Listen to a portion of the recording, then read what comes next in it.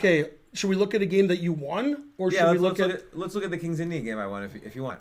That's not the King's Indian, so that must be. Okay, you have black against Milan's Mighty. So he was like 24-10. Mm-hmm. And this was about a year ago in the National Open. Mm-hmm. You won a game in the National Open? Yeah. What? Wow. This was like on like the first or second board too. It was pretty fun. Mm-hmm. Similar opening. And it's almost like I learned my mistake from the Gurovic game. And this game was played. This says, this is when you put it in. It was played last year, right? Yeah. Or was it played this year? No, last year. Last year, okay.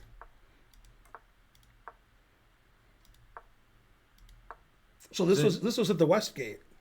Yeah. This is the highest rated person I've ever played in a classic tournament. Wow. Highest rated person I ever beat in a classic tournament, and it was in this King's Indian. So and he played the bayonet. And he played the B4, yeah, the bayonet. Mm-hmm.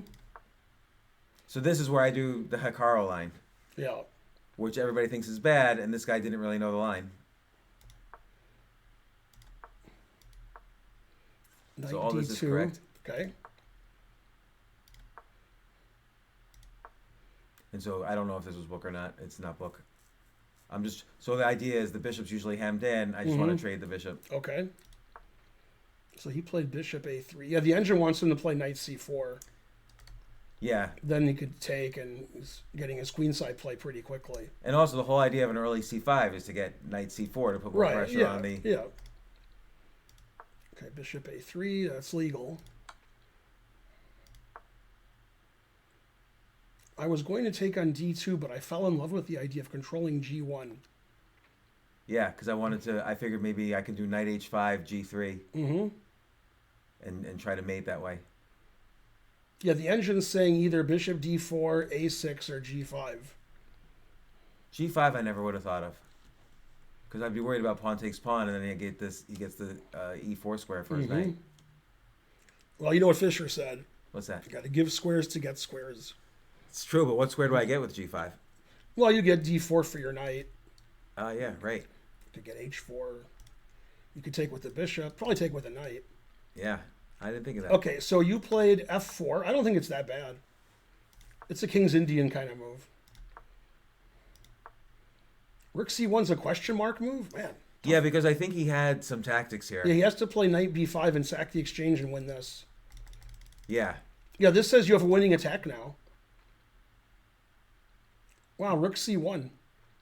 Which is a normal King's Indian move. Yeah, it says knight h5 is crushing. Yeah, which is I think what I did, because it's that knight g3. Yeah, and then your knight takes d5 and queen h4 check. Yeah, it's mate. Knight f5, something. So at this point, he has to give up material. Yeah, this says you're already winning.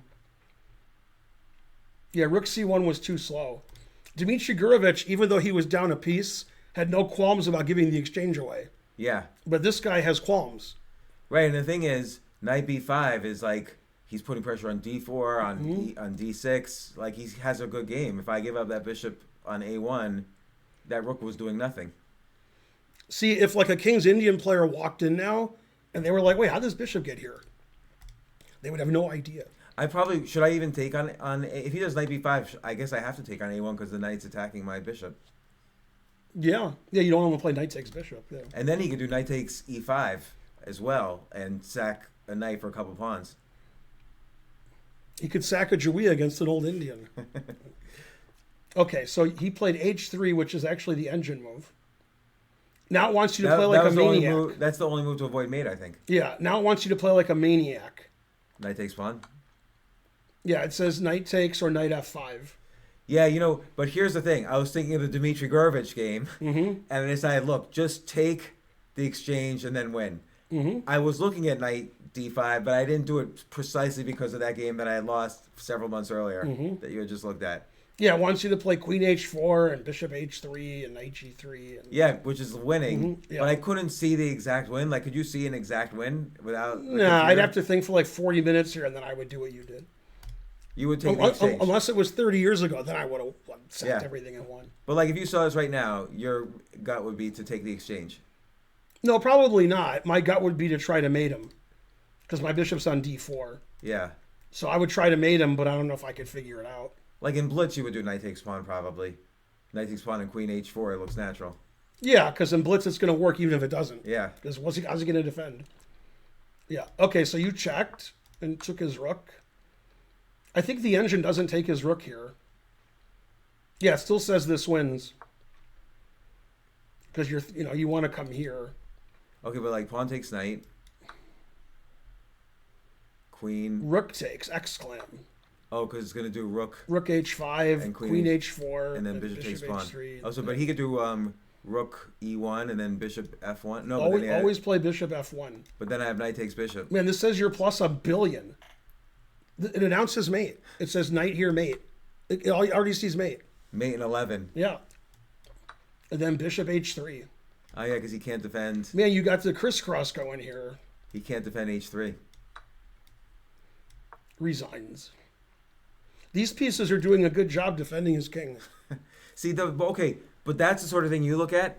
That's the thing I need to build. Is this? Yeah, this is like if Hikaru was black, he'd be doing this all day. Right, like yeah, like recognizing that he really has no pieces on the important part of the board at this moment, and so I can give up all these pieces and it's still I'm ahead in material on the side of the board with his king. With his king has no piece zero pieces defending it. Okay, so you took the exchange. Boo. And now I'm just exchanging pieces now. Hey, b5 was the best move. Yeah, I just don't want him to break through. I'm paranoid about Dmitry Gurovich.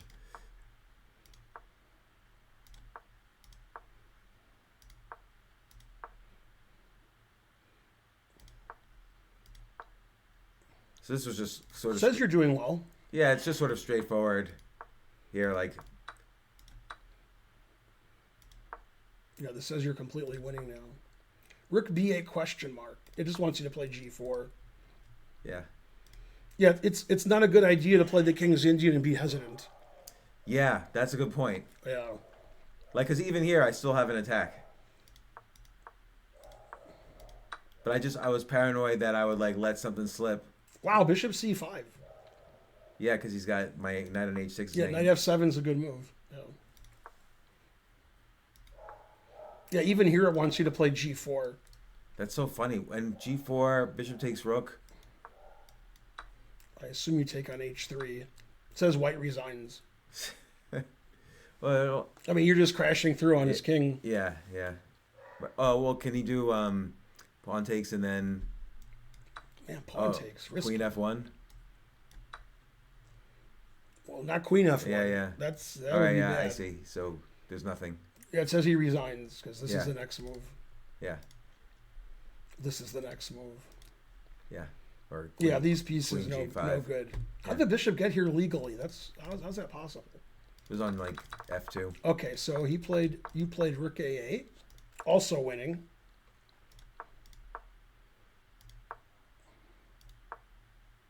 Like I'm so yay g4. I'm so filled with like paranoia over that other game. h4. I think I would resign before playing h4. I couldn't play h4. I think he resigned right after this. I can't play h4.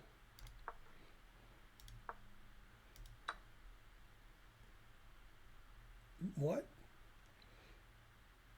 So he wants to play for check. Yeah, there's some weird stuff there. Yeah, knight h3 check's the best move.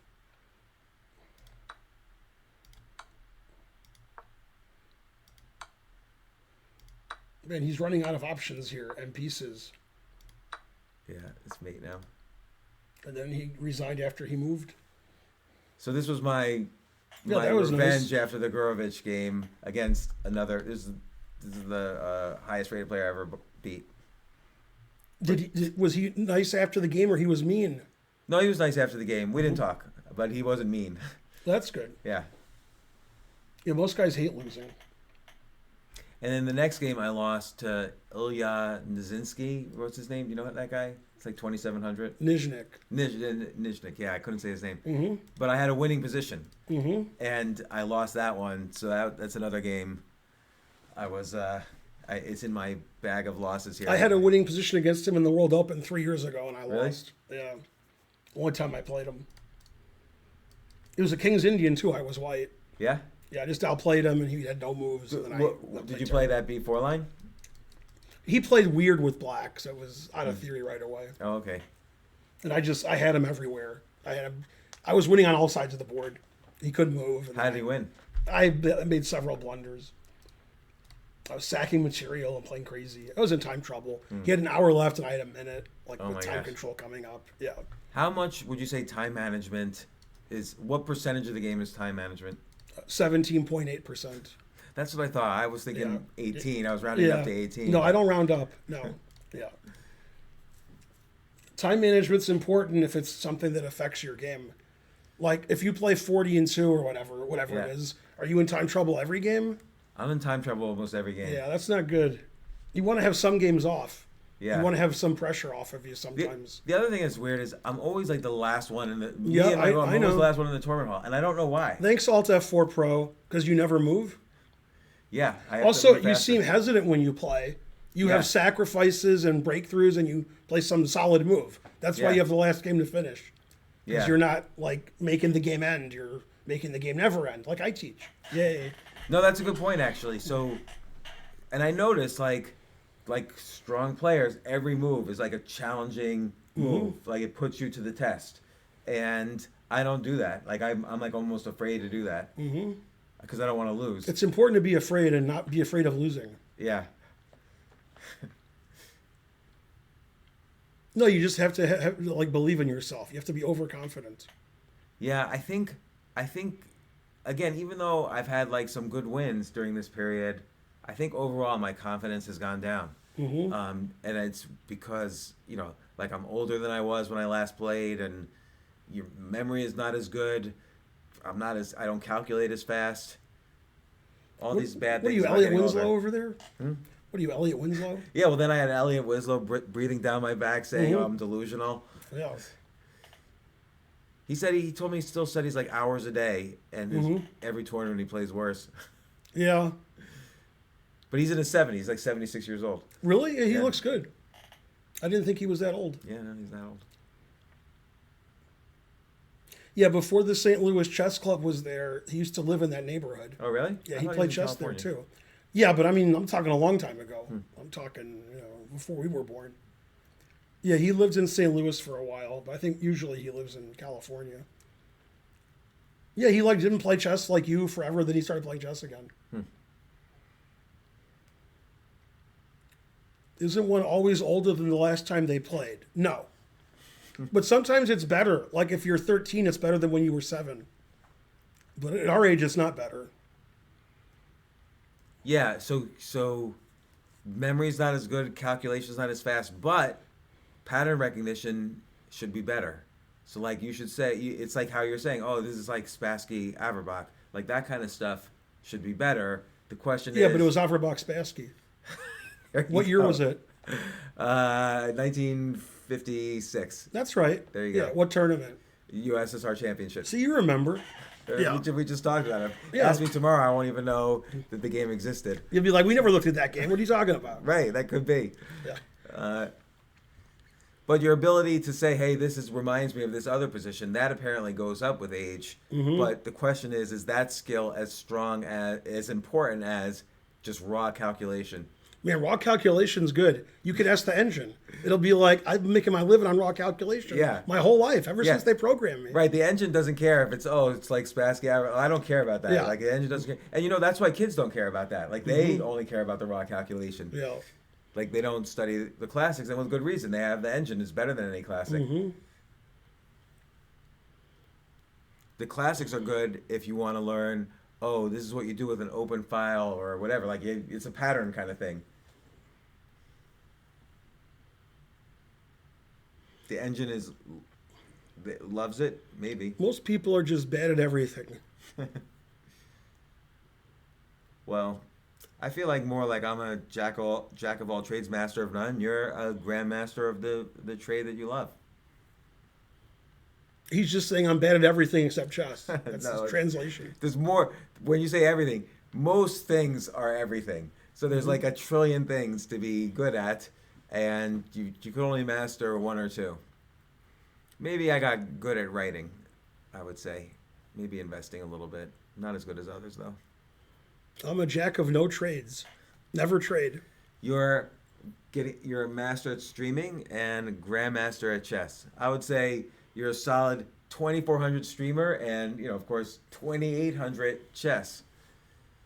Well, only on chess.com blitz ratings. As long as I never play again. That's quite very suspicious. Impressive. All right, back to games that you lost. Yeah, if you want.